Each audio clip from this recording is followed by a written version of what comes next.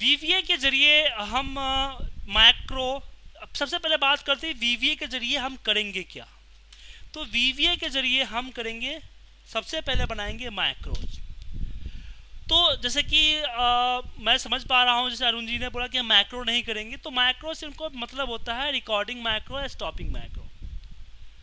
तो ये record macro जो होती है उस पर डिस्कस करते हैं। तो रिकॉर्ड मैक्रो पे हम थोड़ा देर बाद आएंगे, उससे पहले हम मैक्रो के बारे में जान लेते हैं कि मैक्रो होता क्या है, क्या बेनिफिट है मैक्रो करने का। बेसिकली अगर मैक्रो का सही एग्जांपल मैं दूं तो macro is a auto pilot. Macro auto pilot है, जैसे कि ऑटो पायलट प्लेन में होता है, जो कि एक ओरिजिन टू डेस्टिनेशन में किसी कंडीशन, जो प्रोग्राम की गई कंडीशन से प्लेन को फ्लाई करता है। उसी तरीके से हम मैक्रो का यूज करते हैं कि कोई काम मैं जिस फ्लो से, जिस स्टेप से या जिस कंडीशन से करते हैं, वो सारे कंडीशंस को एज अ कोड हम कर देते हैं।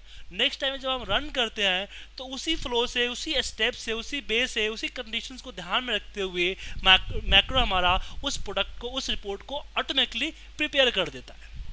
बेनिफिट क्या होता है कि अगर आप जो काम मैनुअल कर रहे हो, जो काम मैनुअल किया उसको अगर आपने एक बार में कोड कर दिया, उसको आप एक बार बटन पे क्लिक करती हैं, आपका मैक्रो रन हो जाएगा। आपकी मैनुअल वर्किंग से more than 1000 time fast work करेगा।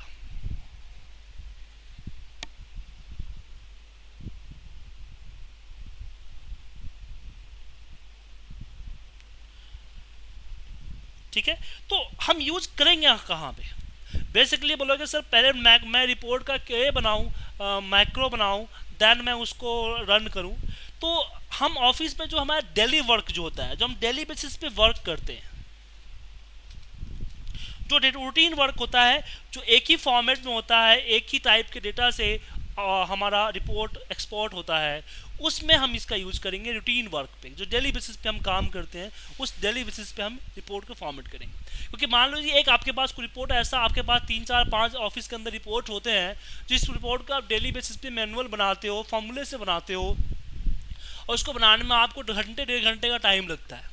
1 2 दिन का टाइम वेस्ट करो आप कोडिंग करने पे, 1 दिन 2 दिन में आपने उसको कोड पे आप करके ऑटोमेट कर दिया। नेक्स्ट टाइम में वो काम आपका विद इन सेकेंड में होगा और 100% एक्यूरेसी के साथ होगा। नितिन बैग म्यूट कर लो, बैकग्राउंड शोर आ रहा है। तो डेली वर्क के लिए हम इसका यूज करते हैं मैक्रो का। ठीक है, दूसरा काम हम क्या कर, मैक्रो की आपको समझ में आ गया मैक्रो का वर्क कैसे करोगे। जैसे अगर मैं एग्जांपल बताऊं आपको, अगर कुछ एग्जांपल मैं आपको दिखाऊं तो समझ में आएगा कि मैक्रो किस तरीके से वर्क करते हैं।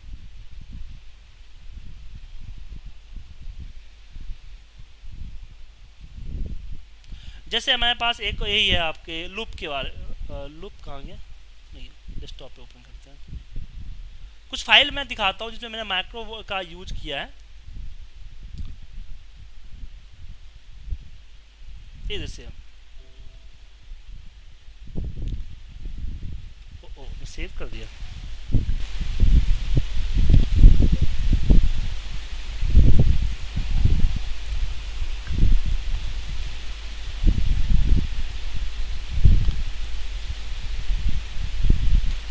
नहीं तो ये तो आप ही को बताया था हुआ है।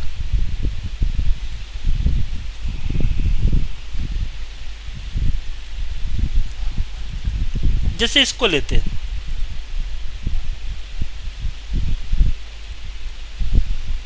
नहीं ये तो नहीं है, ये सही एग्जाम्पल नहीं है। मैं आपको एक सही एग्जाम्पल बताता हूँ, रुक जाइए 2 मिनट रुकिए।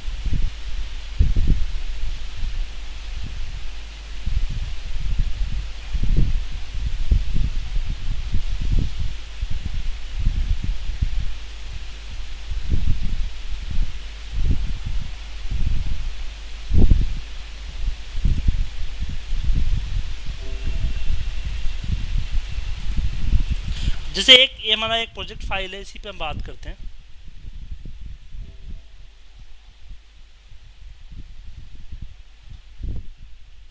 ओके, अब जैसे कि यहाँ पे देखिए, अब मुझे इसमें डेटा एंट्री करनी है, तो मैनुअली मुझे डेटा एंट्री करनी पड़ेगी। अब इस पर क्लिक करते मेरे पास इस तरह का एक यूजर फॉर्म आ जा रहा है। अब इस यूजर फॉर्म पे हम क्लिक करेंगे, यहाँ पे देखिए यहाँ पे सारा आ रहा है, प्रिंट प्रीव्यू उसी का दिखेगा। तो इस तरह के वर्क के लिए हम वीवीए यूज करते हैं रिलेशंस के लिए। और भी आगे एग्जांपल बताऊं जो वीवीए जो आपका बहुत ही इजीली काम करता है आपका।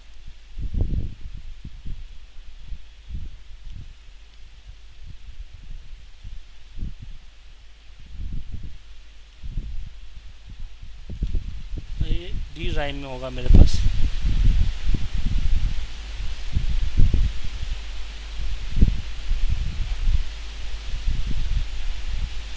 हाँ ये देखिए, जैसे यहाँ पे देखिए। अब इसमें क्या है कि आपको एक एक डेटा कॉपी पेस्ट करना है, यहाँ पे एक के नीचे एक। तो मैनुअल में काफ़ी आपका प्रॉब्लम है कि मैनुअल में काफ़ी दिक्कत होगा। तो आपका अगर आप एक एक कॉपी पेस्ट करोगे कि आप यहाँ पे ग्रेटर देन 50 को पेस्ट करना है, 59 को पेस्ट करना है, 76 को पेस्ट करना है, तो उस केस में क्या होगा कि हम यहाँ पे सीधे एक मैक्रो पे जाएंगे, एक मैक्रो को जस्ट मैक्रो लिस्ट पे जाएंगे, मैक्रो सेलेक्ट करेंगे और इसको रन कर देंगे, तो विद इन सेकेंड में मेरा काम हो गया। तो इस तरह के और भी बहुत सारे एग्जांपल्स आप यूज कर सकते हो, मतलब कि और भी बहुत सारे एग्जांपल है यहाँ पे जिस पे यूज आप कर सकते हो।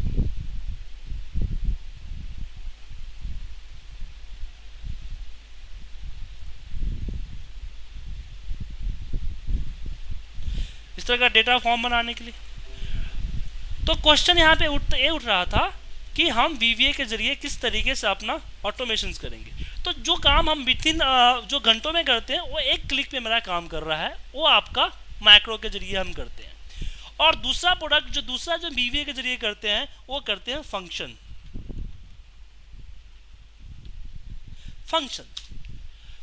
के यूज होता है, इसकी समझिए।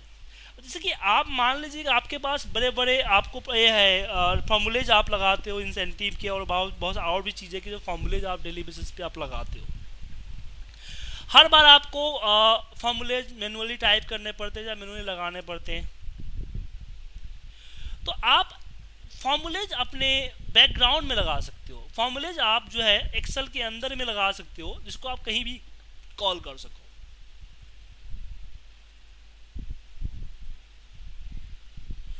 उसके लिए हम यूज करते हैं फंक्शन, मतलब कि जो आप यहाँ पे इक्वल वी लुकअप लिखते हो, वी लुकअप में जो इस तरह का फंक्शन आया, तो आप खुद के फंक्शन, मतलब कि एक्सेल के अंदर में तो फंक्शन है ही, कुछ ऐसे काम आपके पास है जिसके लिए आप फंक्शन नहीं बना। मेरी भी ट्रेनिंग में आपके कुछ ऐसे क्वेश्चन होगा इसमें मैं जो क्वेश्चन मैं बताया होगा कि नहीं ये फॉर्मूले से पॉसिबल नहीं है, तो ऐसे काम को आप वीवी के अंदर खुद की फॉर्मूलेज क्रिएट कर सकते हो। जैसे आपको याद होगा कैलकुलेशन में मैंने आपको एक एमआरपी का फॉर्मूला बताया था। आपको याद है कि उस एमआरपी का फॉर्मूला टाइप करने के लिए हमने कितना बड़ा कोडिंग टाइप की थी, कि बहुत बड़े हमने कोड उसके अंदर में हमने टाइप किया था।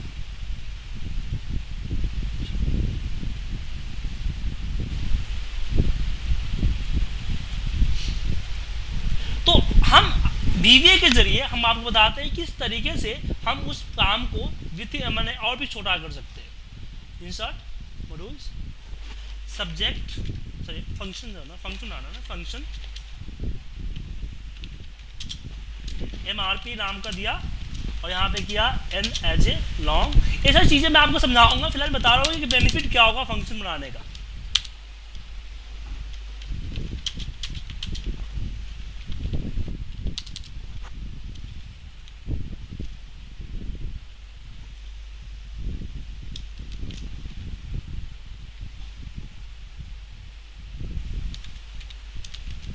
Plus N R equal to R multiply bye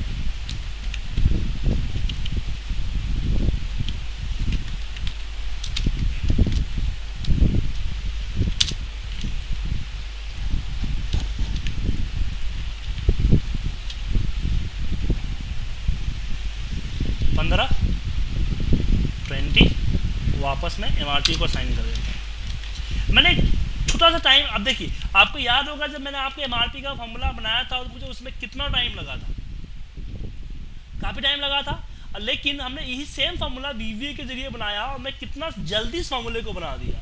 अब मैं यहाँ पे कोई प्रोडक्शन प्रोडक्ट कॉस्ट रखूँगा, यहाँ पे मैं MRP डालूंगा और यहाँ पे उसकी कैलकुलेशन आ जाएगी।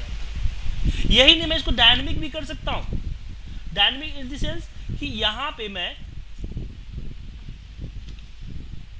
दे सकता हूँ परसेंटेज P, P1, P2,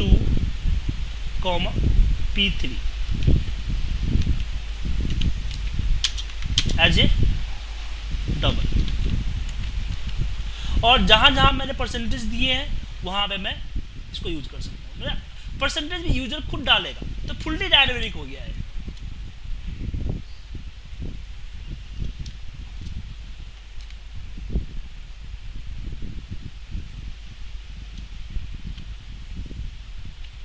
अब मैं यहाँ पे लगाऊंगा, मैंने यहाँ पे कुछ डाला और यहाँ पे बोला MRP, इसको सेलेक्ट किया, 5%, 10%, 15%, 20%। तो ये बेनिफिट है हमारे फंक्शंस बनाने का, MRP बनाने का। तो इस तरह की जो फंक्शन जो आप एक्सेल में लेंदी तरीके से यूज किए थे, या फिर एक्सेल पे वो फंक्शन माने पॉसिबल ही नहीं है, उस केस में हम फंक्शंस क्रिएट करते हैं और एक्सेल में खुद के फंक्शन डिफाइन करते हैं। तो मैक्रो के जरिए हम तो अपने रिपोर्ट को ऑटोमेट करते हैं, फंक्शंस के जरिए अपने खुद के कैलकुलेशन तैयार करते हैं। उसके बाद तीसरा जो हमारे पास आता है वो आता है यूजर फॉर्म। अब लो सर, यूजर फॉर्म से क्या बेनिफिट है? तो खुद के कंट्रोल्स क्रिएट करना। अब देखिए पेस्ट स्पेशल में आप जो देख रहे हो ना, ये आपका यूजर फॉर्म है। तो इस तरह के खुद के यूजर फॉर्म क्रिएट करना, जैसे कि मैंने थोड़ी देर पहले आपको बताया था, ये जो यहाँ पे यूज था आपका,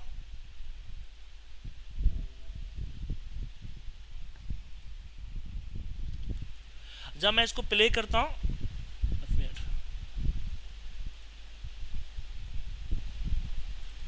ये यूजर फॉर्म। अब यहाँ पे यूजर फॉर्म, मैं डेटा में अब यहाँ से ऑपरेट करूंगा।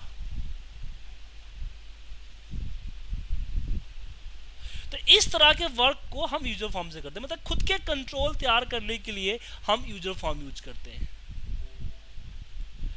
यूजर फॉर्म जैसे कि आप, यूजर फॉर्म क्या होता है ना, पेस्ट स्पेशल देखो, ये भी एक part of the user form ही है। इस तरह के जो बॉक्सेस बनाने के लिए आप इसे यूज कर सकते हैं, खुद के मेनू बार और अपने खुद के ऑप्शंस क्रिएट करने के लिए इसका यूज कर सकते हो आप यूजर फॉर्म का। अब मैक्रो के टाइप के बारे में जानते हैं कि मैक्रो हम किस तरीके से वर्क करेंगे। अब यहाँ पे हमने पता चल गया कि हम यूजर फॉर्म से क्या करेंगे।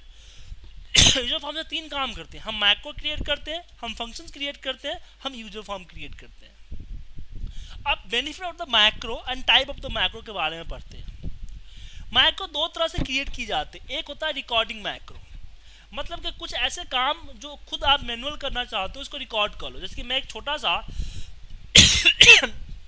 डेली कैश का फॉर्मेट तैयार करना चाहता हूँ, मुझे बार-बार फॉर्मेट कॉपी पेस्ट करने पड़ते हैं।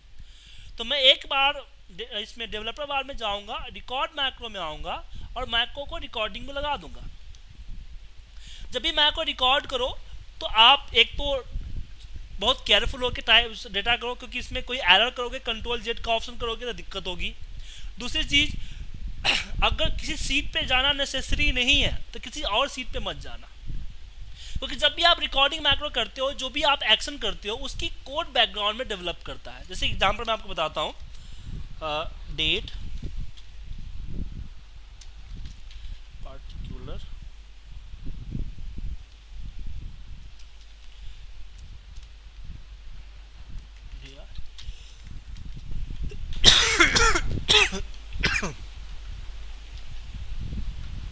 बैलेंस, इसको सेलेक्ट करके मैंने फॉर्मेट बना लिया।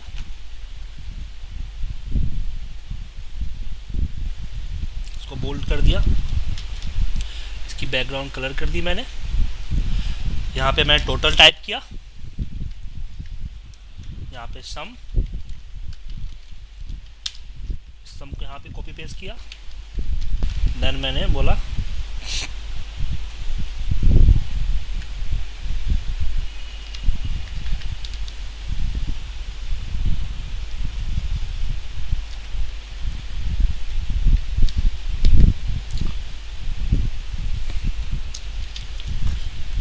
फिर इसमें से मैंने माइनस कर दिया डेबिट का।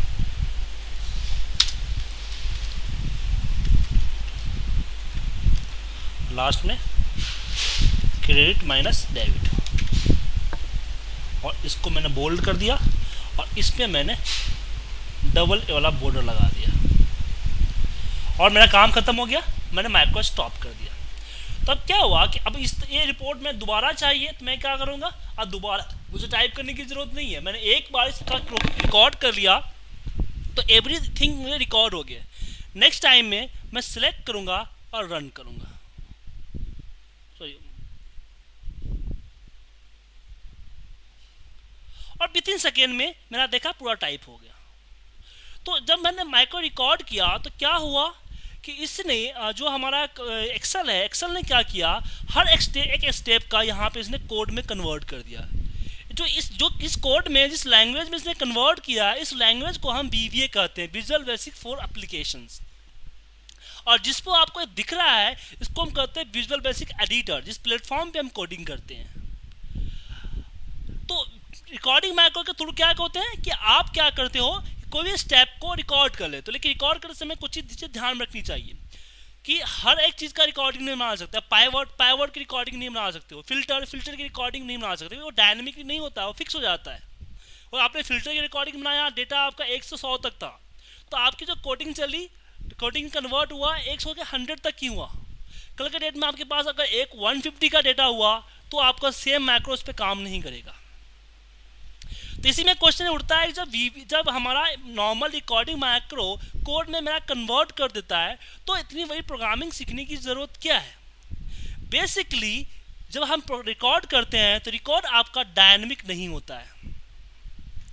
रिकॉर्डिंग मैक्रो के जरिए कुछ ही चीज़ पे रिकॉर्डिंग कर सकते हो आप, जैसे कि आप कंडीशनल फॉर्मेटिंग लगाने की रिकॉर्डिंग कर सकते हो, आप इस तरह की फॉर्मेट्स बनाने की रिकॉर्डिंग, अब इस तरह के फॉर्मेट बनाने की रिकॉर्डिंग कर सकते हो आप, कंट्रोल F करने की रिकॉर्डिंग कर सकते हो आप। तो कुछ चीज़ों की ही रिकॉर्डिंग कर सकते हो आप, लेकिन जिस चीज़ पे किसी पार्टिकुलर रेफरेंस की ज़रूरत पड़ती है वहाँ पे रिकॉर्डिंग आपका वर्क नहीं करता है। अब मान लो कि अब जैसे कि इससे पहले मैंने एक बताया था कि मुझे एवरीथिंग एक बार कॉपी पेस्ट करना है, तो कॉपी पेस्ट करना है तो उसमें कंडीशंस है कि ग्रेटर देन 50 हो तभी कॉपी पेस्ट करें। इससे पहले मैंने आपको बताया था ना, इसमें लूप 2, ये जो मैंने बताया था। इसमें क्या है, अब इसमें रिकॉर्डिंग मैक्रो नहीं हो सकता है क्योंकि इसमें हमें कंडीशन देना है। तो इस सब कामों के लिए आपको VBA प्रोग्रामिंग सीखना ही पड़ेगा। तो अरुण जी, आपको समझ में आया रिकॉर्डिंग मैक्रो क्या होता है?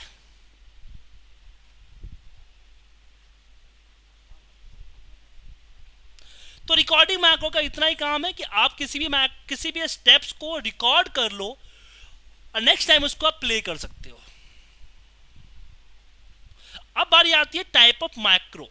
हम रिकॉर्डिंग मैक्रो के बारे में जान गए, कोडिंग मैक्रो के बारे में जान गए। कोडिंग मैक्रो होता है जो जिसमें हम कोड करते हैं। हाँ सर अरुण जी बताइए, क्या पूछ रहे हैं आप?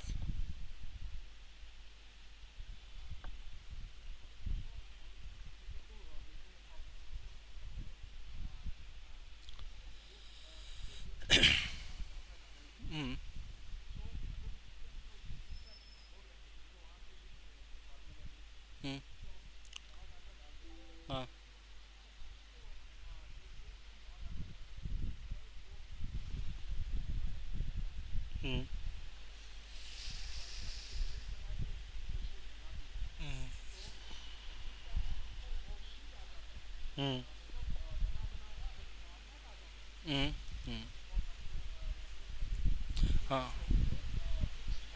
हाँ, मतलब कि ये समझो ना कि ऐसा रिकॉर्डिंग आप काम कर सकते हो जिसमें किसी पार्टिकुलर रेंज का, एक सिलेक्टेड रेंज का क्राइटेरिया ना हो।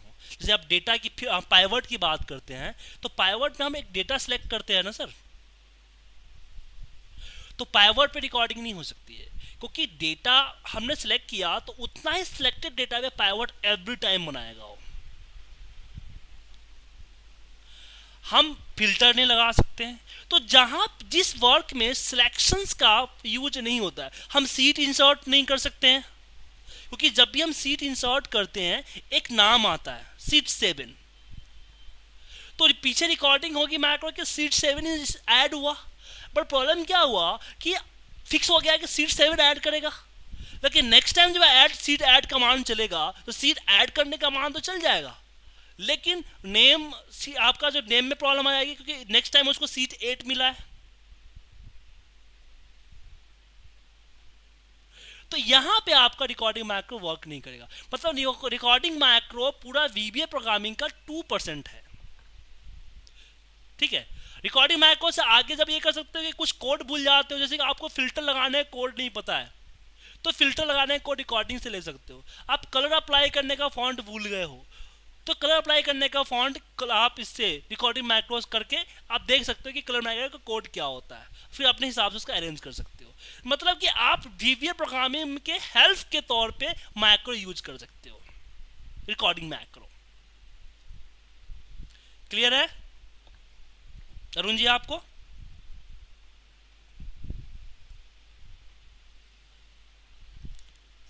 तो हम बात करते हैं type of macro.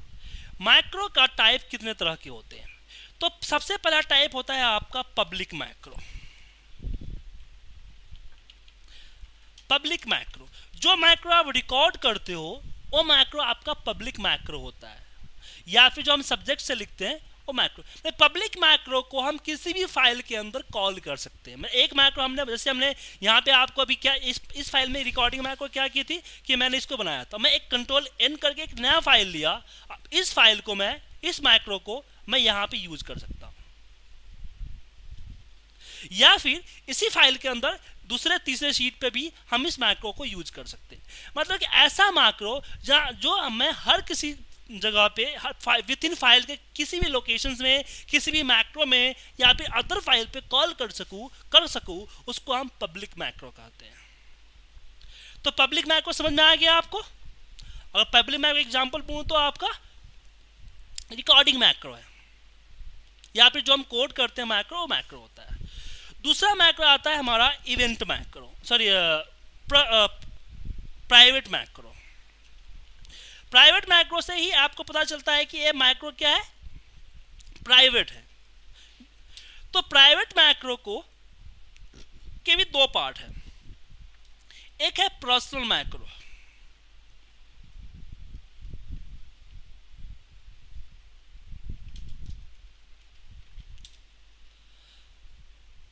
Personal macro क्या होता है, और दूसरा आपके पास है इवेंट मैक्रो।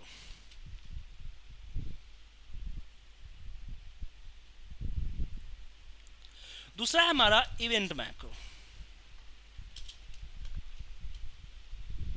तो प्राइवेट मैक्रो के दो पार्ट होते हैं। पर्सनल मैक्रो, जब आप रिकॉर्ड करते हो मैक्रो को तो यहां पे दिस वर्कबुक, न्यू वर्कबुक दोनों सेम है।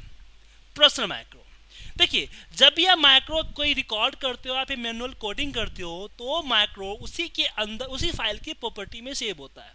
अगर पार्टिकुलर फाइल किसी को मेल कर दूं, पब्लिक मैक्रो जो आपने बनाया है या फिर रिकॉर्ड किया है, उस मैक्रो को अगर किसी को मेल कर दिया आपने तो उसके साथ में उसका मैक्रो भी जाता है, क्योंकि जो हम रिकॉर्ड करते हैं, जो कोड करते हैं, उसकी कोडिंग हमारे उसी फाइल के बैकग्राउंड में सेव होती है। अब इसका ड्रॉबैक क्या है पब्लिक मैक्रो का, कि जैसे मैंने बताया कि मैं इस पे किसी और फाइल पे मैं इस मैक्रो को रन कर सकता हूं। जो मैक्रो मैंने अभी मैक्रो 2 नाम की जो क्लास फाइल में बनाई थी उसको मैं रन कर सकता हूं, लेकिन इसकी भी एक कंडीशन है। इस मैक्रो को तभी मैं रन कर सकता हूं जब मेरा जिस फाइल पे मैक्रो रिकॉर्ड की गई है या फिर जिस फाइल के अंदर मैंने उसकी कोडिंग की है वो फाइल हमारा ओपन है। तो अगर मैं क्लास फाइल 1 को क्लोज कर देता हूं तो फिर ये हमारा मैक्रो 2 कहीं पे डिस्प्ले नहीं करेगा। जैसे मैं इस पे क्लिक कर दिया, मैं लूप को क्लोज कर देता हूं, लूप को क्लोज कर दिया, लूप 2 को भी मैं क्लोज कर देता हूं। अब देखिए मैक्रो लिस्ट में अब मेरे पास सिर्फ 2 मैक्रो हैं, बाकी बहुत सारे मैक्रो आ रहे हैं तो हट गए, क्योंकि वो बाकी जो लूप 2 प्रो 1 के जो फाइल्स थे उनके मैक्रो थे। मतलब कि पर्सनल पब्लिक मैक्रो को किसी और फाइल में हम तभी कॉल कर सकते हैं जब आपका जिस फाइल में मैक्रो रिकॉर्ड किया गया है वो मैक्रो फाइल आपकी ओपन है। लेकिन पर्सनल माइक्रो क्या करता है, जब हम माइक्रो रिकॉर्ड करते हैं तो यहाँ पे अगर मैंने पर्सनल माइक्रो सेलेक्ट कर लिया तो पर्सनल माइक्रो क्या करेगा, आपकी जो कोडिंग है, जो आप कोडिंग जो स्टोर होती है वो फाइल इस क्लास 1 फाइल के के प्रॉपर्टी में स्टोर नहीं होगा, ये आपके ऑफिस लाइब्रेरी के अंदर स्टोर होगा। इसका बेनिफिट क्या होगा कि आप किसी भी फाइल के अंदर इसको रन कर सकते हो, चाहे क्लास फाइल आपका खुला हो या क्लोज हो, क्योंकि ये एक एक्सेल का पार्ट बना देता है। एक किसी पार्टिकुलर पब्लिक मैनुअल क्या होता है, किसी फाइल का पार्ट होता है, लेकिन जब हम Excel micro recording public sorry personal micro use करते हैं तो पर्सनल माइक्रो में कुछ ऐसा नहीं होता है। पर्सनल माइक्रो क्या करता है कि वो आपके ऑफिस लाइब्रेरी के अंदर सेव करता है। तो पर्सनल माइक्रो कब यूज करते हैं, जब मुझे कोई शॉर्टकट बनाना होता है, जैसे डुप्लीकेट हाईलाइट डुप्लीकेट का रिकॉर्डिंग कर लो, या फिर कुछ ऐसे भी जो फॉर्मेटिंग मैंने बताया फॉर्मेट्स की रिकॉर्डिंग कर लो, तो ऐसी रिकॉर्डिंग आप अपने पर्सनल माइक्रो के अंदर में करोगे तो उसका बेनिफिट क्या होगा कि हर बार आपको वो फाइल ओपन करने की जरूरत नहीं होगी। अब अपने माइक्रो को आप रन कर सकते हो। ठीक है सर, तो पर्सनल माइक्रो समझ में आया आपको? भारती जी समझ में आया आपको पर्सनल माइक्रो?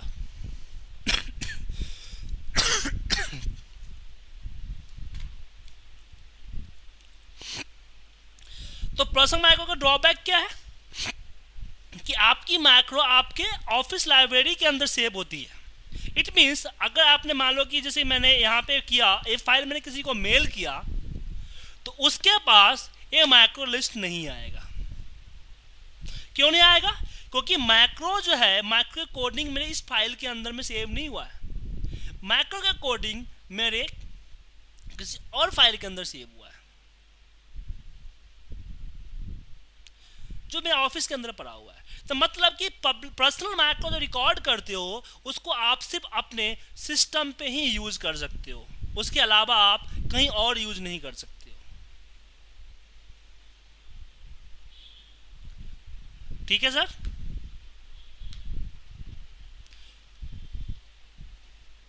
तो आपको पर्सनल माइक्रो और पब्लिक माइक्रो में डिफरेंस समझ में आ गया।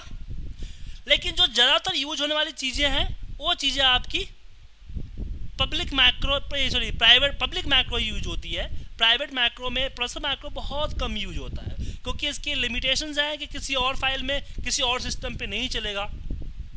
इसलिए हम पब्लिक माइक्रो को ही एडिंस बना के पर्सनल माइक्रो के जैसा यूज कर लेते हैं।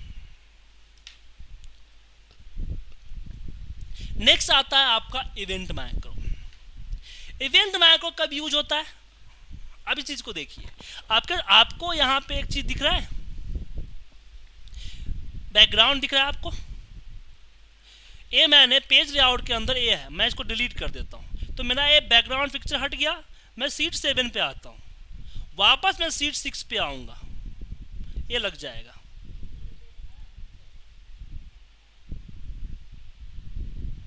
भारती जी म्यूट कर लीजिए, शोर आ रहा है पीछे से।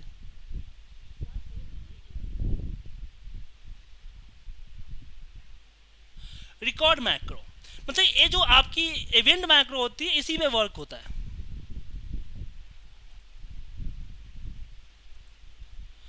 आप लोगों की प्रॉब्लम हो रही है क्या? वीडियो मिल रही है ना आपको सर? संजय जी वीडियो सही से आ रही है आपको?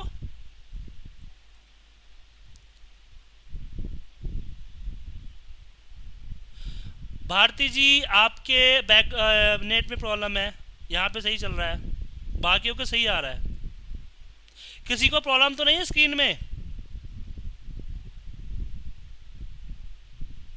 ओके, भारती जी आपके अंदर प्रॉब्लम है? हाँ भारती जी।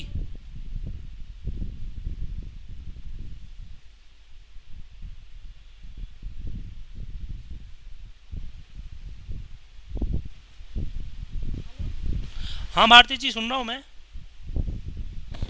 यस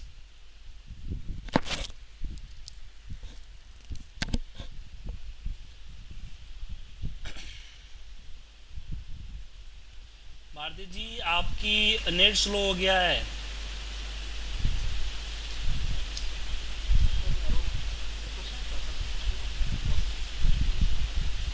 बाकियों का प्रॉब्लम नहीं है, मेरे एंड से प्रॉब्लम होता तो बाकियों की प्रॉब्लम होता, आपके एंड से प्रॉब्लम है, ठीक है। ऐसे मैं आपको सुन पा रहा हूँ, आप मुझे पता नहीं क्यों नहीं सुन रहे हो। हाँ अरुण जी, क्या क्वेश्चन था आपको?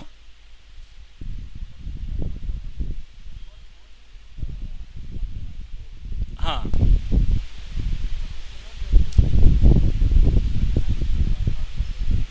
नहीं, और एक ही सिस्टम के अगर मैं दो ऑपरेटिंग सिस्टम है ना, दो यूजर है, वहाँ भी यूज नहीं कर सकते हो आप, ठीक है ना, क्योंकि ऑफिस की लाइब्रेरी जो होती है ना उस पर स्टोर होता है। इसलिए मैंने बोला कि पर्सनल मैक्रो का बहुत कम यूज करते हैं, बहुत ही कम। और दूसरा तरीका है पब्लिक मैक्रो है हमारे पास, पब्लिक मैक्रो को एड्रेस में कन्वर्ट करके हम करते हैं, तो आगे मैं बताऊंगा आपको किस तरीके से इसका यूज करते हैं।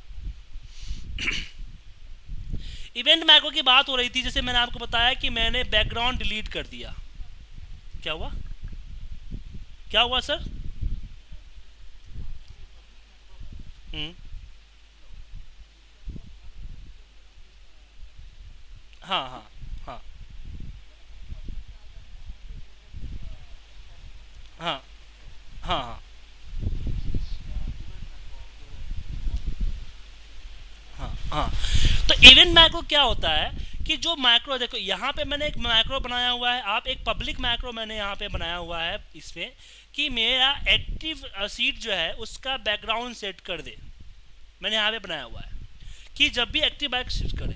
अब इस मैक्रो को मैंने कहाँ कॉल किया हुआ है कि जब भी कोई सीट हम इंसर्ट करेंगे तो मेरा मैक्रो रन हो जाए, जब भी कोई सीट मैं एक्टिवेट करूंगा तो मेरा मैक्रो रन हो जाए, और जब भी मैं किसी भी सीट को चेंज करूंगा, मतलब कुछ टाइप करूंगा, तो जैसे कि यहाँ पे देखिए अभी नहीं दिख रहा है, जैसे मैंने कुछ भी यहाँ पे एंटर करके एंटर मारा, देखिए यहाँ पे आ गई पिक्चर आपको। This is event macro. Event macro क्या होता है कि जो आप मैक्रो इवेंट करते हो, जैसे कि मैंने इवेंट करते हो, तो उसमें अगर जनरली हम पब्लिक मैक्रो क्या होता है कि मुझे रन करना पड़ता है, यहाँ पे मैक्रो 2 को आपको रन करना पड़ा। मैं बोलता हूं कि मैं सीट 9 पे जैसे डबल क्लिक करूं तो मेरा जो ए है, ये जो माइक्रो रिकॉर्ड मैंने किया है ऑटोमेटिकली रन हो जाए। तो मैं क्या करूंगा कि मैं इस पे राइट क्लिक करूंगा और जाऊंगा इसके व्यू कोड पे, वर्कशीट, और मैं यहां से इवेंट सेलेक्ट करूंगा, double click, before the double click, और जो मैक्रो को कॉल कर लूंगा। मैक्रो का नाम क्या? मैक्रो कॉल करने का सिंपल तरीका है, जो मैक्रो का आपका नाम है ना, बस इसी नाम को लिख दीजिए, आपका मैक्रो कॉल हो जाएगा। मैं सीट 9 पे कहीं भी डबल क्लिक करूंगा, डबल क्लिक करते देखा आपने, मैक्रो रन हो गया। This is the event macro. कि आप कोई मैक्रो, या जरूरी नहीं कि आप इवेंट कोई मैक्रो कॉल ही करो, आप खुद की कोडिंग इसके अंदर कर सकते हो। जैसे कि मैंने व्यू कोड पे गया, मैंने बोला सिलेक्शन चेंज, मैं बोलता हूं जैसे मैं सिलेक्शन चेंज करूं मेरा कलर हो जाए, एक्टिव शीट, नहीं एक्टिव सेल होगा, cell dot interior dot colour equal to VB red. अब मैं जैसे इस पे कहीं जहां क्लिक करूंगा, जहां जहां क्लिक करूंगा या ये करूंगा, वहां पे मेरा कलर हो जाएगा, जहां जहां कर्सर जाएगा वहां वहां कलर हो जाएगा। तो ये छोटी मोटी चीजें है, लेकिन इसमें और जो बेनिफिट क्या होता है, बेनिफिट होता है पासवर्ड देने के लिए। जैसे कि मैं सीट 7 पे यहाँ पे ये करता हूँ एक्टिवेट में, मैं बोलता हूँ कि जब तक इसमें कोई पासवर्ड ना डाले, जब भी चले पासवर्ड मांगे, तो मैं यहाँ पे कंडीशन दे दूंगा कि if input box enter the password equal to 1 to, then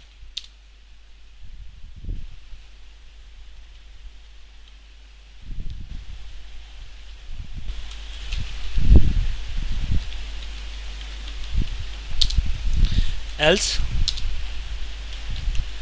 C21 dot activate and. अब मैंने इसको किस पे लगाया है, सीट 4 पे लगाया है। मैं जैसे सीट 4 पे क्लिक करूंगा,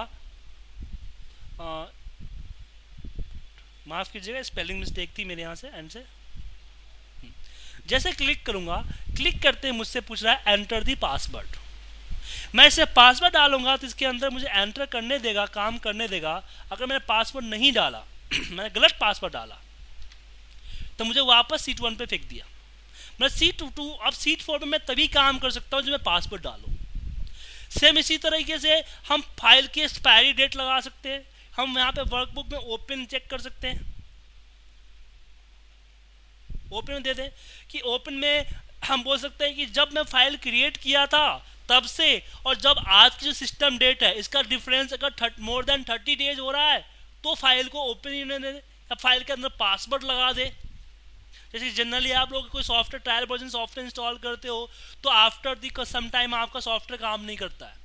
इसी तरीके से अगर आपने कोई फॉर्मूला, कोई फॉर्मेटिंग बनाई है, कोई आपने रिपोर्ट बनाई है, आप चाहते हो कि 1 महीने बाद ये रिपोर्ट वर्क ही ना करे, तो यहाँ पे हम कोडिंग कर सकते हैं। तो ये सारे इवेंट मैक्रो के पार्ट होते हैं। इवेंट मैक्रो क्या होता है कि आपको वो मैक्रो इंतजार नहीं करता है कि जब आपको रन करोगे तभी वो मैक्रो चलेगा। बैकएंड में ऑटोमेटिक वो देखता रहता है कि अगर कोई एक पार्टिकुलर इवेंट हुआ तो मेरा मैक्रो ऑटोमेटिकली रन कर जाएगा। This is the part of the event macro. तो मैक्रो के पार्ट समझ में आ गया आपको?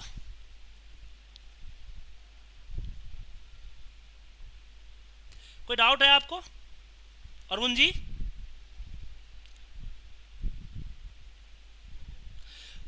फंक्शन मैंने आपको समझाया, फंक्शंस को भी हम आपको समझा रखा होगा किस तरीके से फंक्शन यूज करते हैं। यूजर फॉर्म का एक एग्जांपल बताते हो। यूजर फॉर्म का क्या एग्जांपल्स है? जैसे कि आप चाहते हो कि डेटा एंट्री करना, आप चाहते हो कि जैसे आप डेटा एंट्री में मान लीजिए आपके पास नेम है और यहाँ पे आपके अमाउंट है। इस तरह से और भी बहुत सारी चीज़ें हो सकती है। फिलहाल नेम और अमाउंट है। आप चाहते हो कि मेरा सीट हाइड रहे, मैं इस सीट को दिखाना नहीं चाहता क्योंकि अगर टाइप करोगे तो बाकी सबके डेटा देख सकता है। बोलते जो टाइप करे वो किसी और का डेटा ना देख पाए, जस्ट वो टाइप करे। तो मतलब कि सीट हाई हिडन है और फिर भी आप टाइप करवाना चाहते हो, तो उसके लिए हम यूजर फॉर्म यूज कर सकते हैं। हम विजुअल बेसिक पे जाएंगे, इंसर्ट यूजर फॉर्म, और यहाँ पे अपने हिसाब से बनाएंगे जो भी आपका यूजर फॉर्म बनाना है। तो यहाँ पे आपके डिजाइन के लिए फ्री है कि आप कैसा भी फॉर्म बना सकते हो।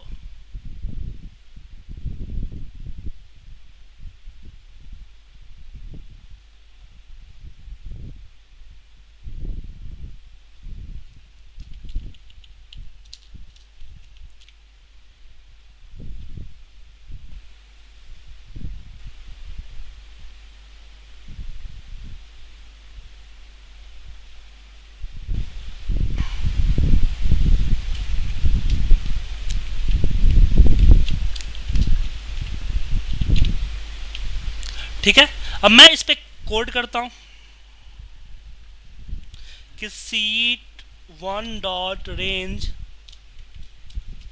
A65,000। ये सारी चीज़ें मैं आपको समझाऊंगा। फिलहाल मैं बता रहा हूं कि हम किस तरीके से यूज करेंगे, इसलिए इस पे ध्यान मत दीजिए कि कोड क्या कर रहा है। सिंपल लैंग्वेज है जो कि हम यूज करते हैं।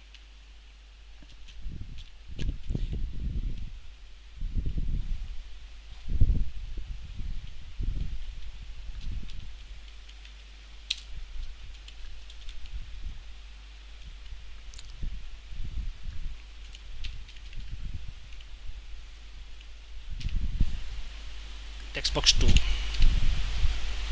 अब मैं यूजर फॉर्म को ओपन करता हूँ। अब यहाँ पे मैंने डाल दिया नाम में, जैसे मैं अपना नाम डालता हूँ सुजीत। अमाउंट में मैं टाइप करके सबमिट क्लिक करता हूँ। सबमिट क्लिक किया, सबमिट क्लिक करके मैं अब यहाँ पे कीजिए, इंसर्ट कीजिए, देखिए सॉरी अनहाइड कीजिए।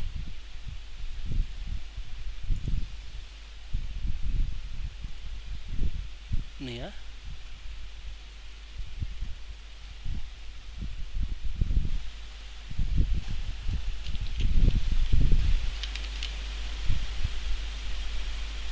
कुछ गड़बड़ है, कुछ गड़बड़ है।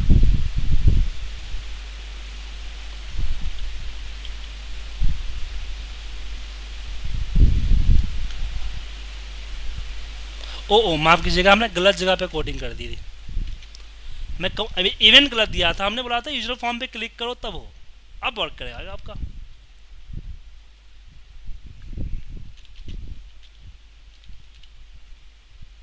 आ गया। नेक्स्ट यहाँ पे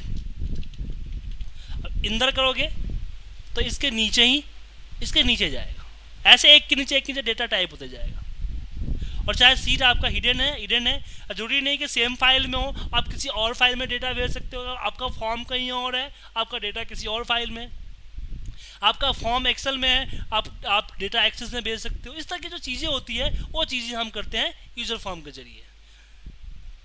या फिर आपको वैल्यूएशन है, वैल्यूएशन यूज करते हैं। हाँ बताइए।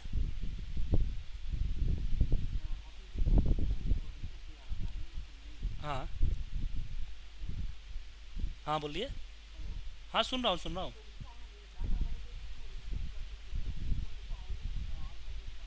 हाँ वो सारे कंडीशन दे सकते हैं, वो सारे कंडीशन दे सकते हैं सर, सब चीज़ कर सकते हो, एवरीथिंग पॉसिबल। कि नेम ब्लैंक नहीं होना चाहिए, अमाउंट ब्लैंक नहीं होना चाहिए, अमाउंट ग्रेटर देन 50 होना चाहिए, इसमें टेक्स्ट टाइप ना नहीं होना चाहिए,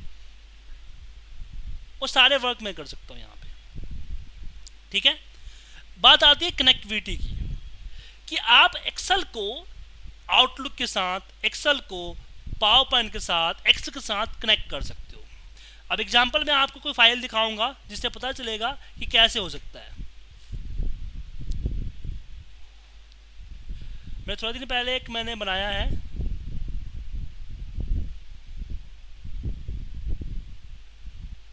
ये रहा। अब जैसे कि इसमें देखिए, सबसे पहले इवेंट लगा हुआ कि जब भी ओपन होगा तो फर्स्ट सीट आपका दिखेगा। सेकेंड सीट पे जाऊंगा, अब यहाँ पे जैसे मैंने यहाँ पे देखिए कि जैसे मैंने एशिया सेलेक्ट किया तो इसके अगले वाले कॉलम में सिर्फ एशिया के ही कंट्री आएंगे, और जैसे मैंने उस कंट्री पे क्लिक किया नीचे उसी का डेटा अपीयर होगा। और उसके बाद मैं प्रिंट करूंगा तो प्रिंट सिर्फ हमारा चार्ट का प्रिंट होगा, नीचे वाला डेटा प्रिंट नहीं होगा।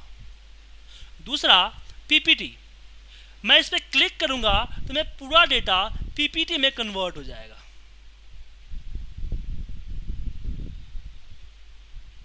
विद इन एक क्लिक पे। तो अपने आप जितने भी चार्ट्स थे आपके, सारे चार्ट्स पीपीटी में कन्वर्ट हो गए आपके। उसी तरीके से कि अगर मैं इसको मेल करना चाहता हूं तो एक जो सीट एक्टिवेट है उसको आप किसी को मेल करना चाहते हो तो मैं मेल पे क्लिक करूंगा तो मुझसे पूछेगा, सबसे पहले इसने एक फाइल बना दी, फिर मुझसे पूछा एंटर द मेल आईडी। मैंने मेल आईडी डाला यहाँ पे kumar@iptindia.com।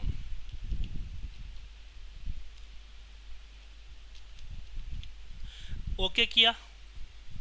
फिर मुझसे मांगा सीसी में कोई है, नहीं है, ओके करो। सब्जेक्ट, अब इसको और भी बेटर बना सकते हैं यूजर फॉर्म के जरिए, और भी बेटर बना सकते हैं इसको। तो मैसेज डालना है, ओके। अब देखिए मेरे आउटलुक में इसने एक मेल भेज दिया, तो यहां पे मैंने एक्सेल को पीपीटी से कनेक्ट किया और एक्सेल को मैंने मेल से कनेक्ट किया, तो एक्सेल के जरिए ही मेरा मेल चला गया ऑटोमेटिकली। सेंड आइटम में देखिए यहाँ पे आ गया, एक फाइल बन गया। देखिए फाइल में सिर्फ वही सीट आया, सिंगल सीट आया। तो इस तरह के जैसे आपको बहुत सारे मेल्स भेजने हैं, आपका रिपोर्ट ऑटोमेटिकली क्रिएट हो, अपने ऑटोमेटिकली सबको मेल भी चला जाए, तो इस तरह से कनेक्टिविटी आप कर सकते हो। यही नहीं, आप चाहो तो अपने एक्सेल को इंटरनेट के साथ कनेक्ट कर सकते हो।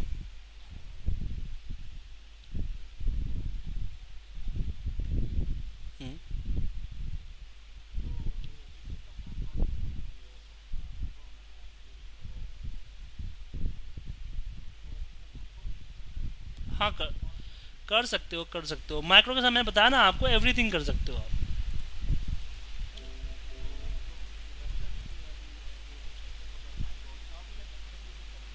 हाँ बट एक्सेल में आपको हर बार करना पड़ेगा ना सर।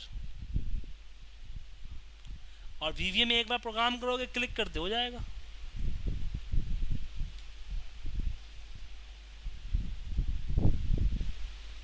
ठीक है, अब इसमें क्या है देखिए, अब इसमें मैंने एक मैक्रो बनाया हुआ है,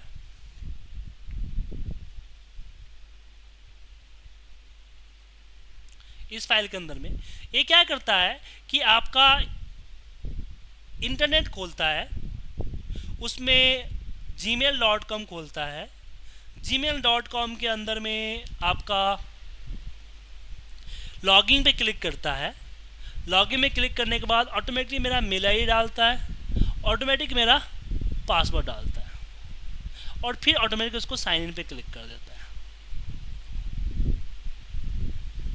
मैं ऑटोमेटिक डिफ़ॉल्ट है, मैं इसको साइन आउट करता हूँ पहले, इस चलाने से पहले साइन आउट करना चाहिए। अभी देखिए क्या करेगा, इंटरनेट खोला,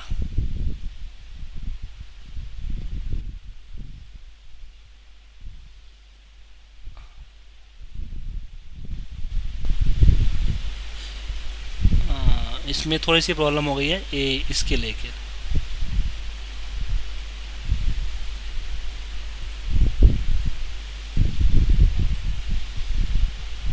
अब सही चलेगा, अब सही चलेगा। इंटरनेट किया, अपने आप देखो मेल आई डाला और क्लिक कर दिया ना, यहाँ पे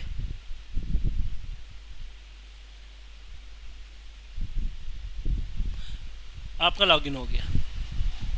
तो अपने आप अपने एक्सेल को लॉगिन कर सकते हो सर। ठीक है सर, तो मतलब कि इंटरनेट के जरिए भी आप यूज कर सकते हो, इंटरनेट के अंदर भी जो चीज़ें होती है ना वो चीज़ें आप यूज कर सकते हो एक्सेल के जरिए। एक्सेल के अंदर आप पिक्चर वगैरह यूज कर सकते हो, इंटरनेट वगैरह चला सकते हो। जो आपने एग्जांपल, मैंने आपको जो क्लास फाइल याद होगा कि मैंने आपको एक वाई नाम का फाइल भेजा था,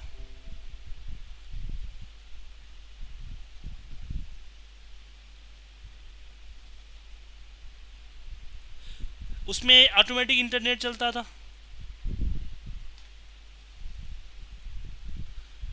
तो वो सारी चीज़ें कर सकते हैं एक्सेल के अंदर। तो आज की क्लास में मैंने आपको बताया कि आप किस तरीके से VBA का यूज करोगे, VBA का यूज करने से बेनिफिट क्या है, और टाइप ऑफ द मैक्रो का कौन सा टाइप है, और रिकॉर्डिंग मैक्रो, दो चीज़ें मैंने आज आपको कवर कर दी है। ठीक है सर,